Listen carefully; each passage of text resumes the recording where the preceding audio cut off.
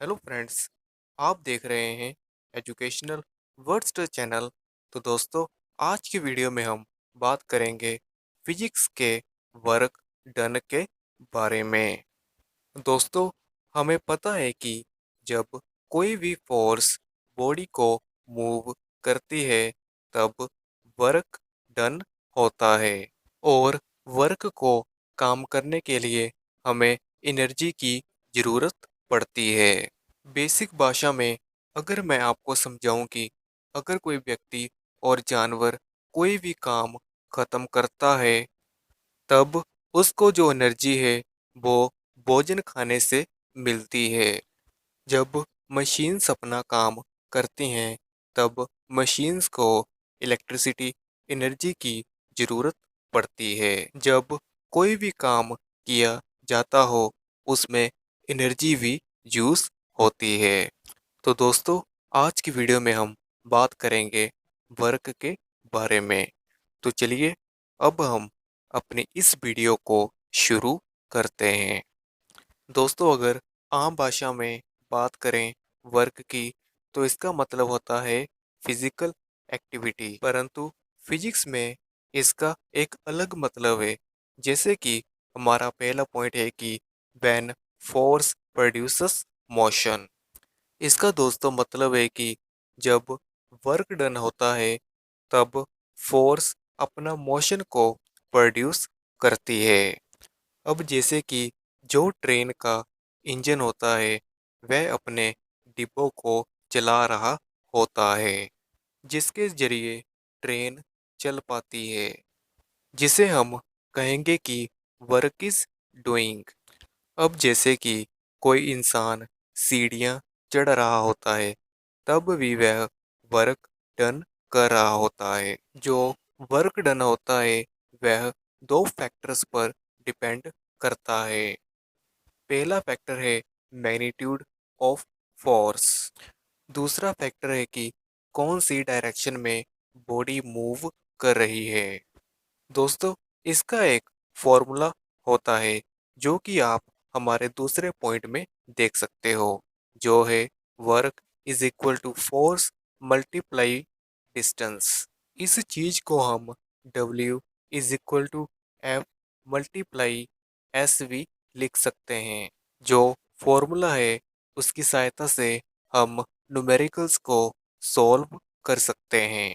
एक बात आप हमेशा याद रखिएगा कि जब हम किसी बॉडी को ग्राउंड पर मूव करते हैं तब वर्क डन अगेंस्ट फ्रिक्शन होता है। यानी जो वर्क डन है वह फ्रिक्शन के विरुद्ध हो रहा है। दोस्तों, कई बार वर्क का formula work is equal to force multiply displacement दिया होता है। चाहे डिस्प्लेसमेंट हो या डिस्टेंस हो, यह बात एक ही है। तो दोस्तों, अभी हम बात करते हैं तीसरे पॉइंट की, जो है यूनिट ऑफ वर्क। हमें पता है कि जो वर्क है वह प्रोडक्ट है फोर्स और डिस्टेंस का। फोर्स का यूनिट है न्यूटन और डिस्टेंस का यूनिट है मीटर। फोर्स के यूनिट को हम कैपिटल एन से प्रदर्शित करते हैं और डिस्टेंस के यूनिट को हम स्मॉल एम से डिनोट करते हैं। और जो वर्क है उसका यूनिट है न्यूटन मीटर, जिसको हम कैपिटल एन और स्मॉल एम से लिखते हैं।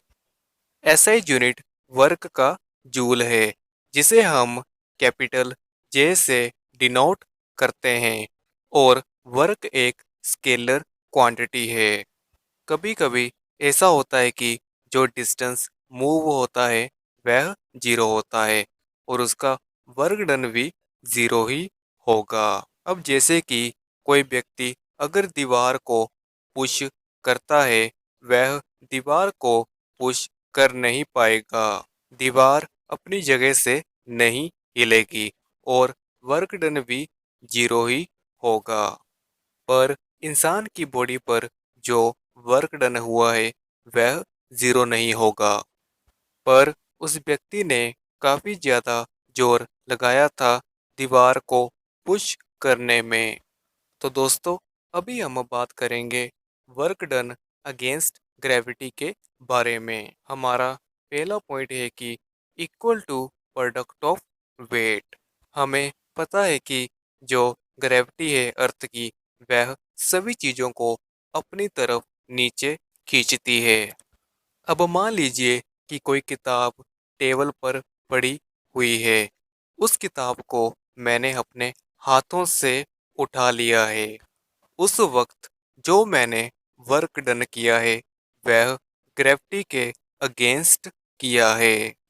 एक बात आप हमेशा याद रखिएगा कि जब हम किसी बॉडी को ऊपर की तरफ लिफ्ट करते हैं, जो फोर्स उसे लगाने के लिए लगेगी, वह बॉडी के वेट से इक्वल होगी।